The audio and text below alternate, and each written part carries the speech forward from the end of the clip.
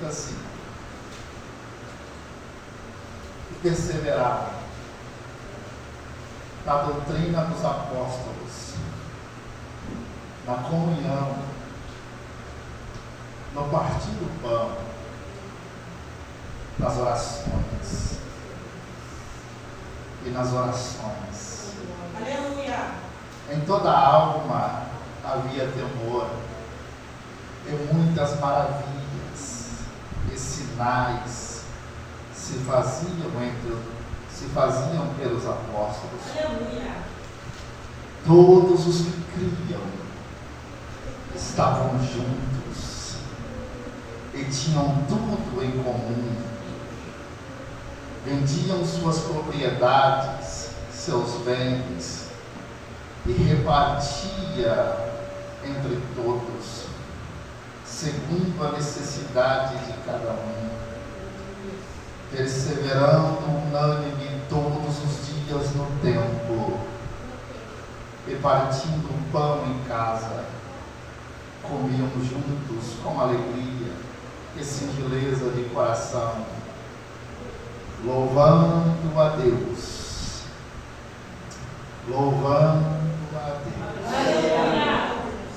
e caindo na graça de todo o povo. E todos os dias acrescentava o Senhor à igreja aqueles que se haviam de salvar. Aleluia! Pode ir para a nossa oração. Irmão, Atos dos Apóstolos. Alguns dizem que deveria se chamar Atos do Espírito Santo. Atos é o 5º livro do Novo Testamento, escrito por Lucas. É interessante a biografia de Lucas.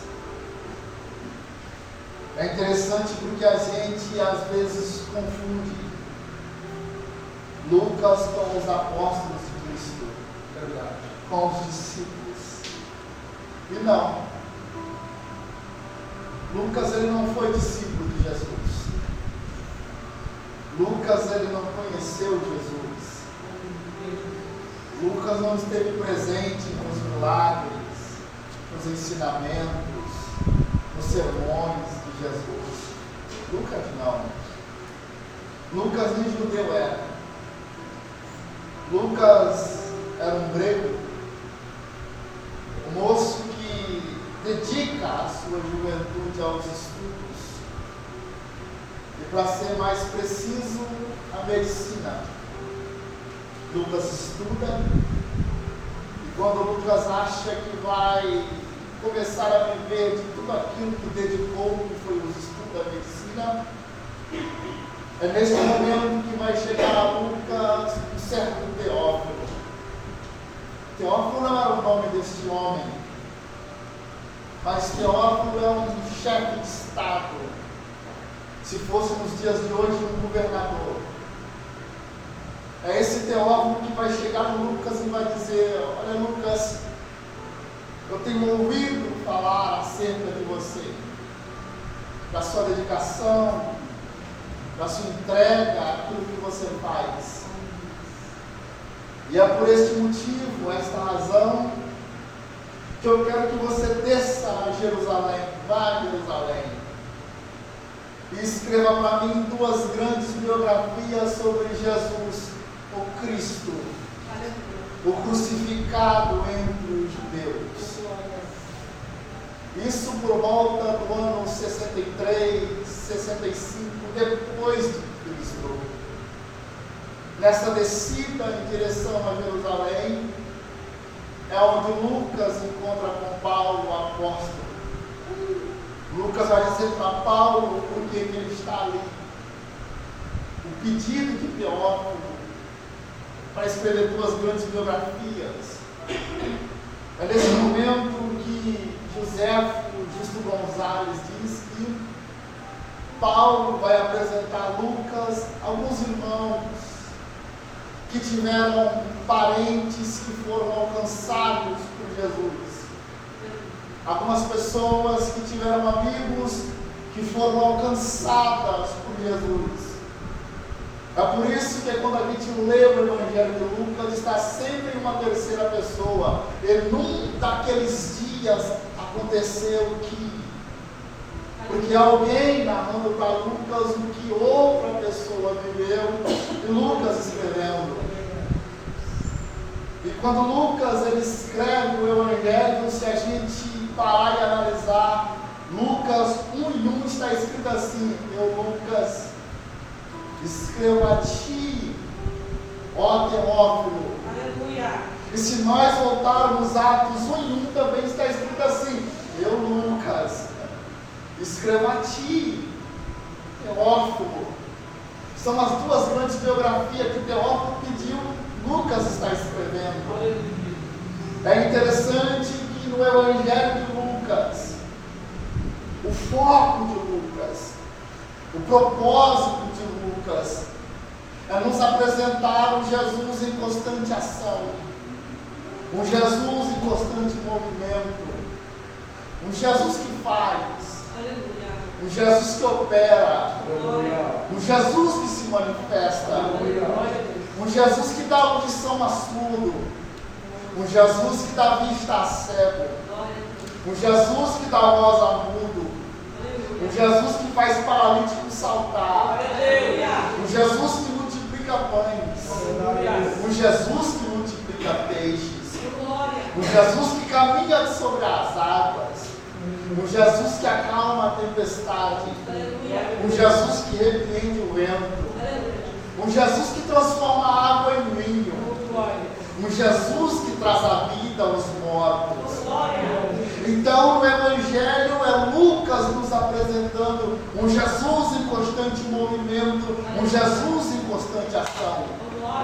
Só que em Atos, quando Lucas escreve, o foco de Lucas não é mais Jesus, mas em Atos, o foco de Lucas é o Espírito Santo. O Espírito Santo que faz, o Espírito Santo que se manifesta, o Espírito Santo que revela, o Espírito Santo que abre cadeias, o Espírito Santo que quebra grilhões, o Espírito Santo que faz, o Espírito Santo que opera, o Espírito Santo que age entre a igreja.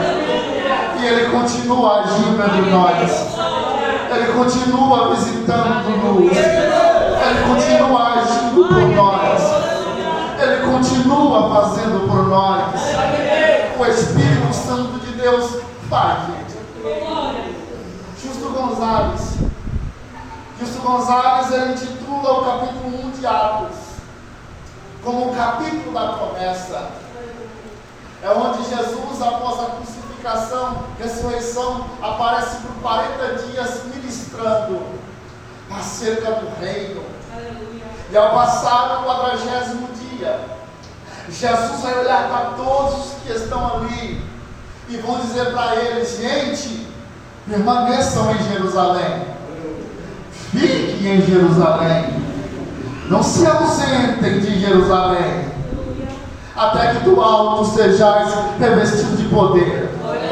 Porque João, na verdade, vos batizou com água, mas se vocês permanecerem em Jerusalém, se vocês não arredarem o pé de Jerusalém, vocês serão incendiados pelo Espírito Santo. Vocês serão batizados pelo Espírito Santo. Vocês serão cheios do Espírito Santo. José diz que cerca de 500 irmãos vão ouvir esta palavra. E eles começam orando, começam buscando. Só que os dias vão se passando, gente. E ao passar dos dias, alguns vão desanimando, alguns vão recuando, vão retrocedendo, alguns vão voltando para trás, alguns vão deixando de lado a promessa. Se esqueceram que a promessa de Deus, por mais que ela tenha feito pelo próprio Filho, Jesus, a promessa de Deus, ela nunca se cumprirá sobre nós de forma imediata. Não, eu vou repetir. A promessa de Deus sobre as nossas vidas, elas nunca se cumprirão de forma imediata. Levam tempo para se cumprir. E esse tempo é a preparação de Deus conosco. Esse tempo é Deus nos preparando para receber a promessa. Porque se a gente receber na hora exata, no momento errado, na hora errada, a promessa deixa de ser promessa e vira maldição. Eu lembro do pastor Geraldo, ele dizia: rapaz, eu vi tanta gente orarem para receber, de repente um carro. Se apressaram e compraram um carro antes da hora. Depois que compraram o carro, nunca mais voltaram para a igreja. É só praia, é só curtição, é só passeios. Aquilo que era para ser bênção, deixa de ser bênção, porque recebemos na hora errada. E isso é bíblico, quando eu falo que a promessa de Deus nunca se cumpre de forma imediata. Davi era consagrado rei por Samuel. Mas no momento em que Samuel consagra, unge a Davi, até o momento de Davi tornar rei de Israel, longos 20 anos se passam, Deus preparando Davi. José sonha em ser governador, mas do sonho até o cumprimento, 22 anos se passam.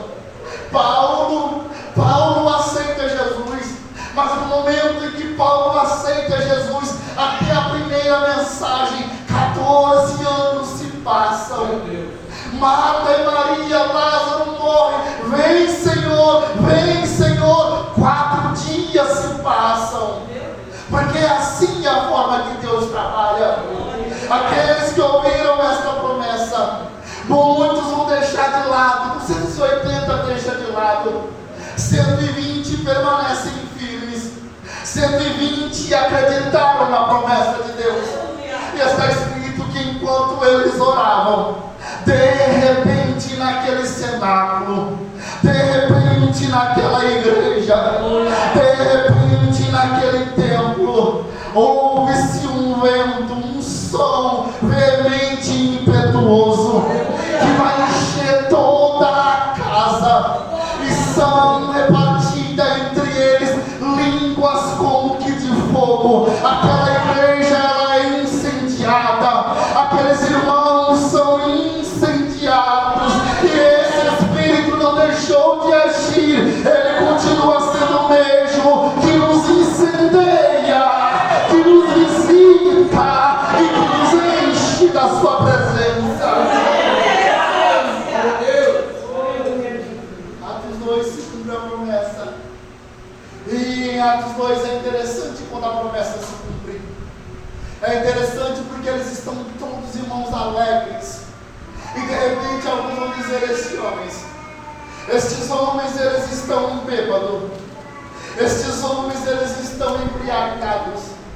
E está escrito que é nesta hora que Pedro se levanta. Eu gosto da Bíblia, a mensagem. Ela diz que Pedro vai se levantar cheio do Espírito Santo e cheio de autoridade. E quando Pedro se levanta, ele diz: homens judeus e todos os que habitam em Jerusalém, sejai-vos isto notório, escutai as minhas palavras.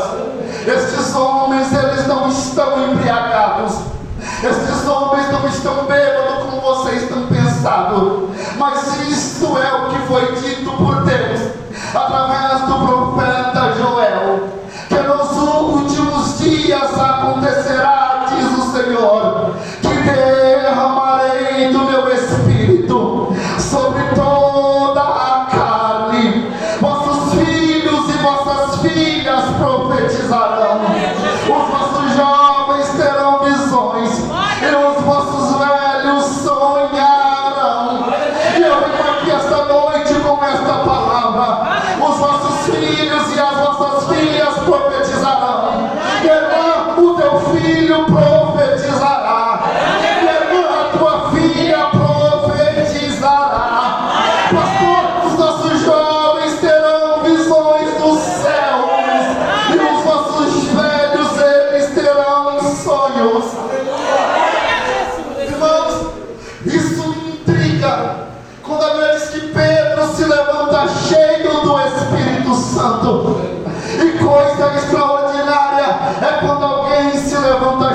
Espírito. Coisa extraordinária é quando uma igreja se levanta cheia do Espírito. É quando o obreiro se levanta cheio do Espírito.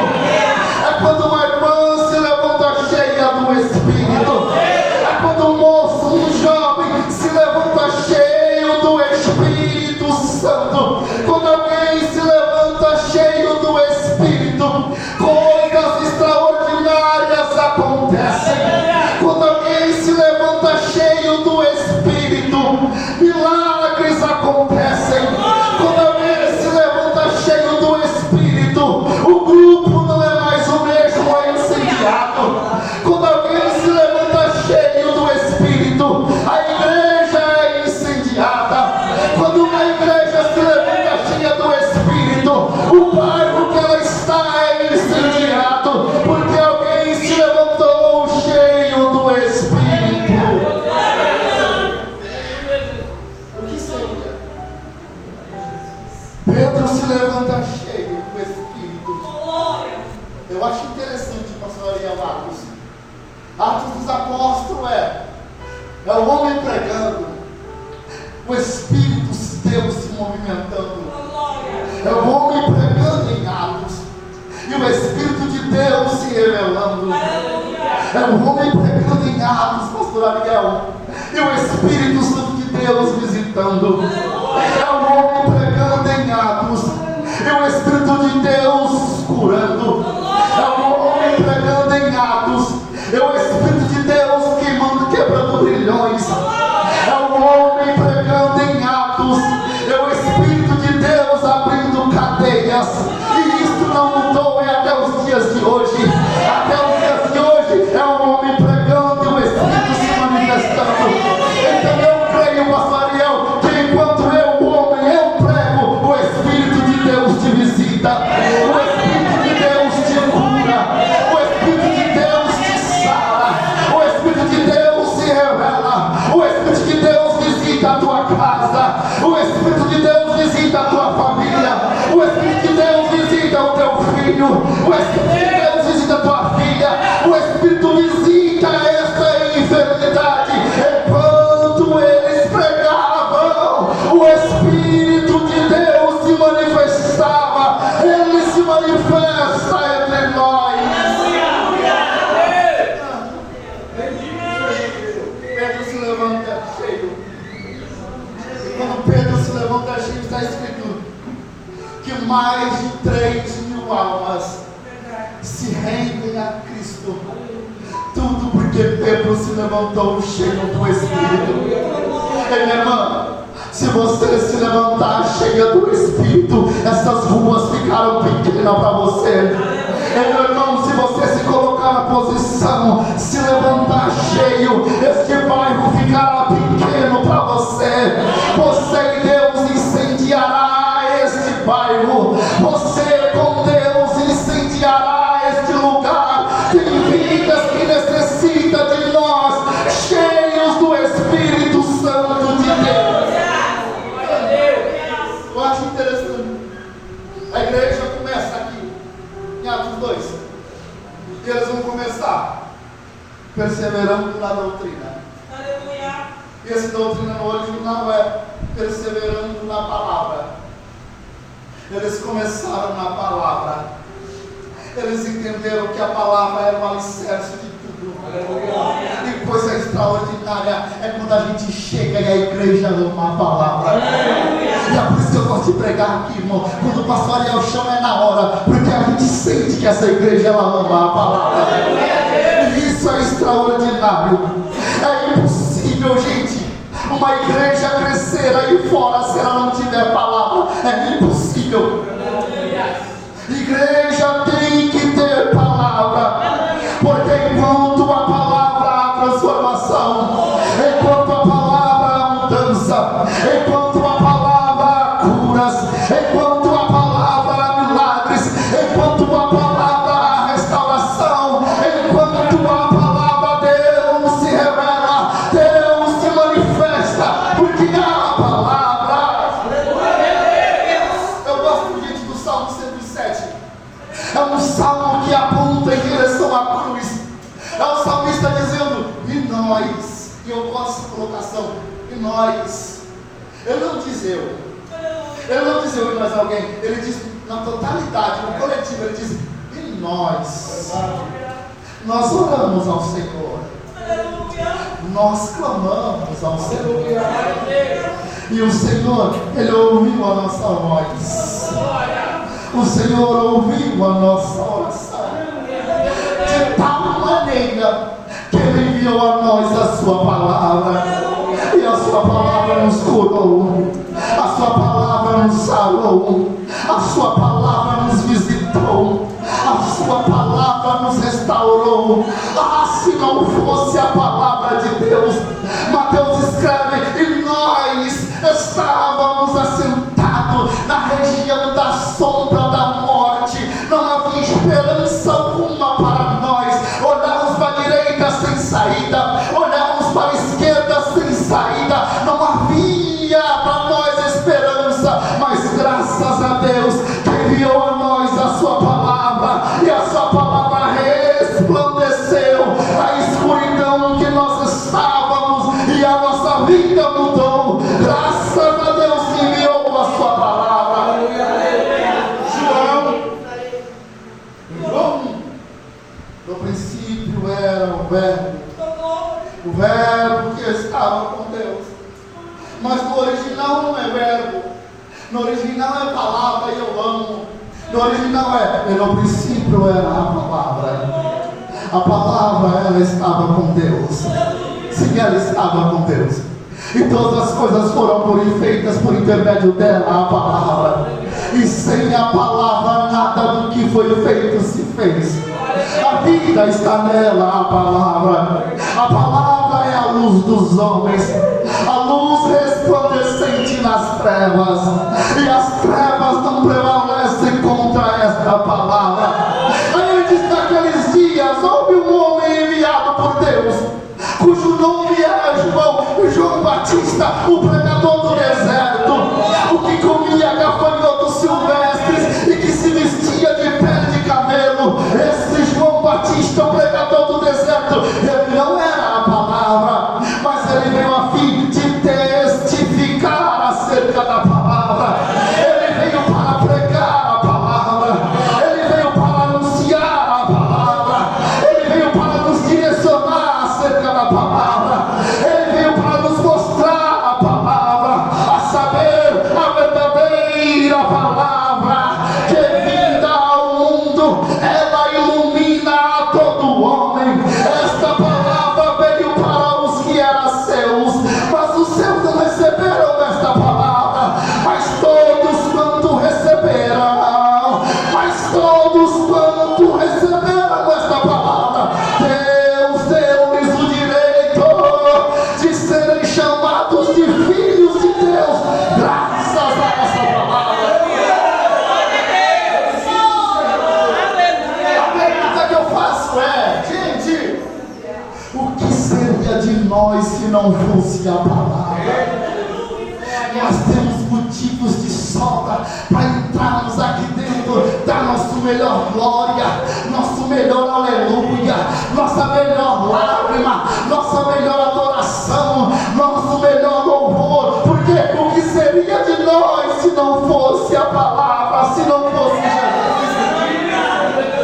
Como dizia Fabinho para mim lá em São Paulo, Fabinho era viciado no crack, mas Deus mudou a vida de Fabinho, transformou num obreiro, num pregador do Evangelho.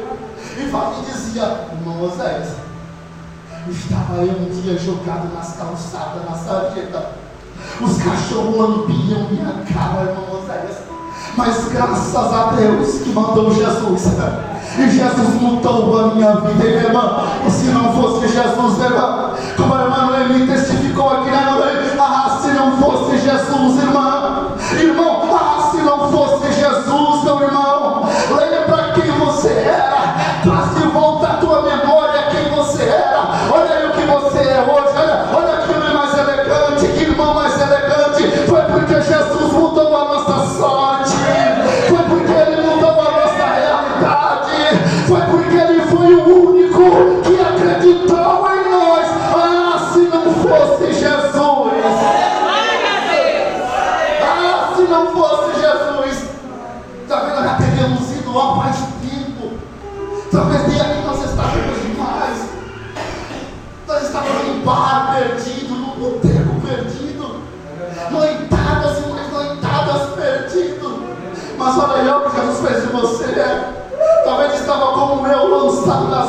sem ninguém.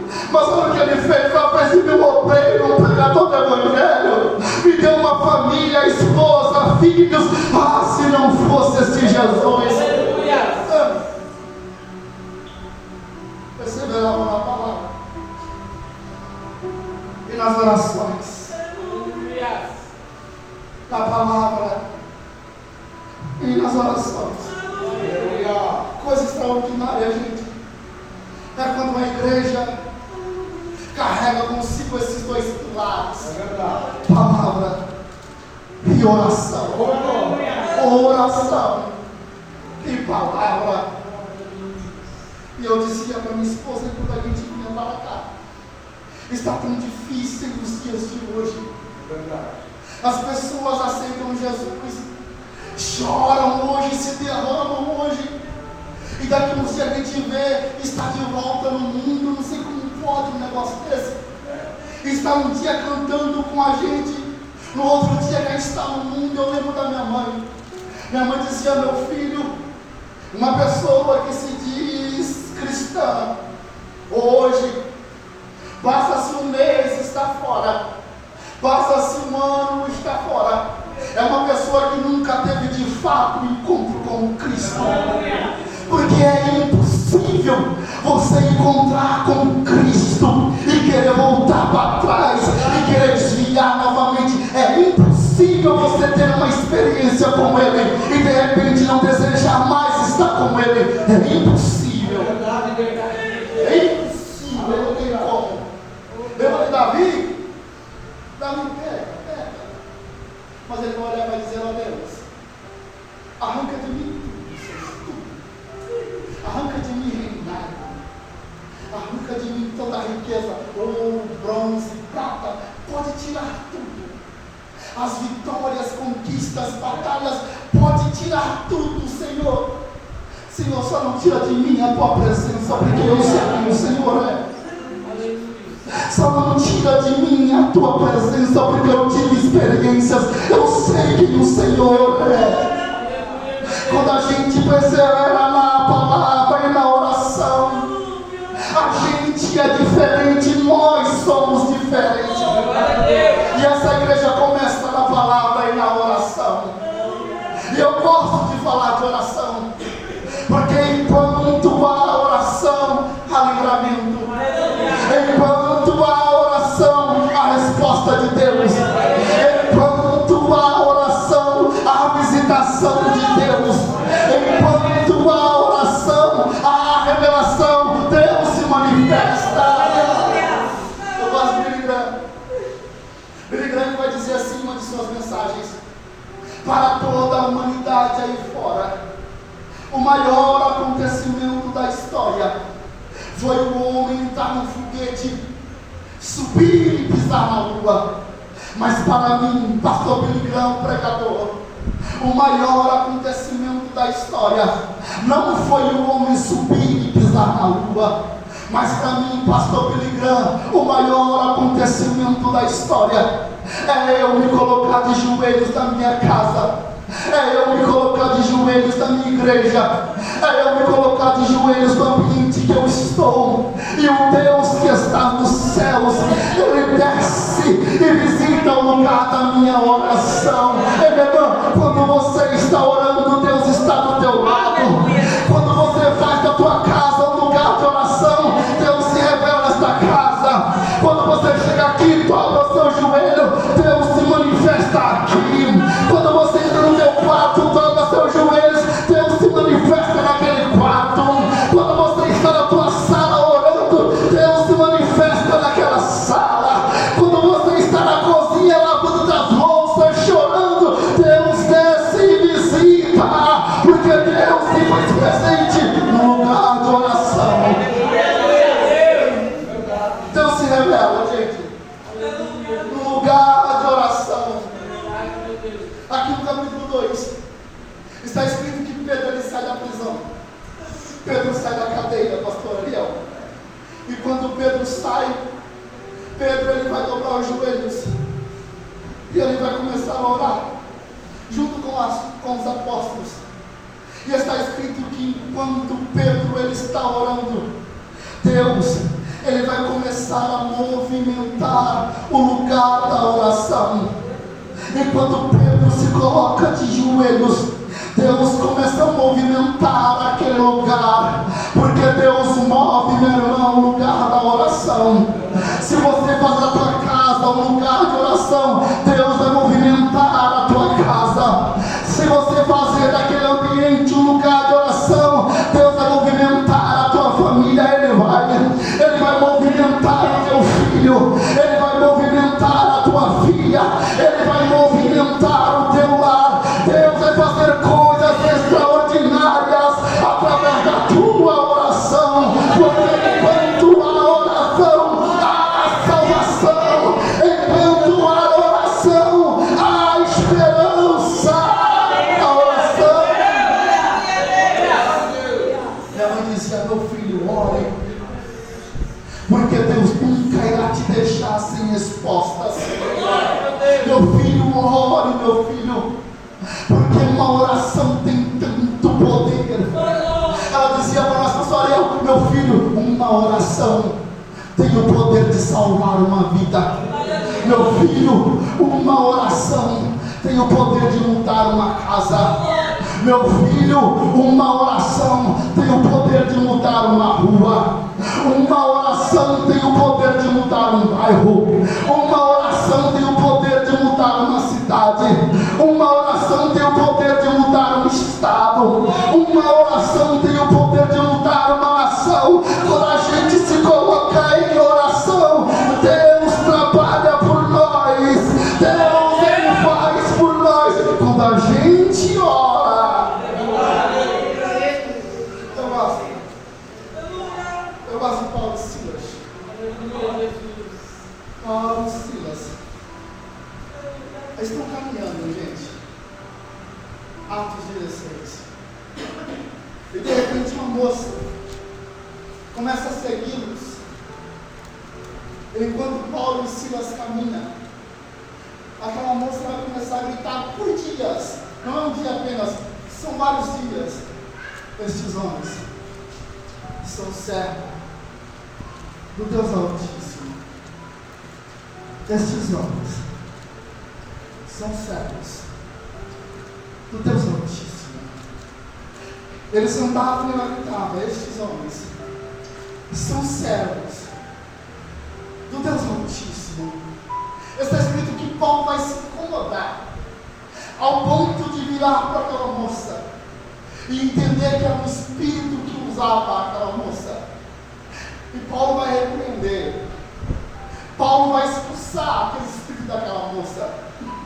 E quando Paulo expulsa aquele espírito, pastor, ele vai ganhar 3 presentes. O primeiro presente, ele e Silas, 39 chibatadas, 39 açoites, surra neles, chicote neles, feridas neles. O segundo presente que eles vão ganhar, corrente nas mãos, corrente nos pés.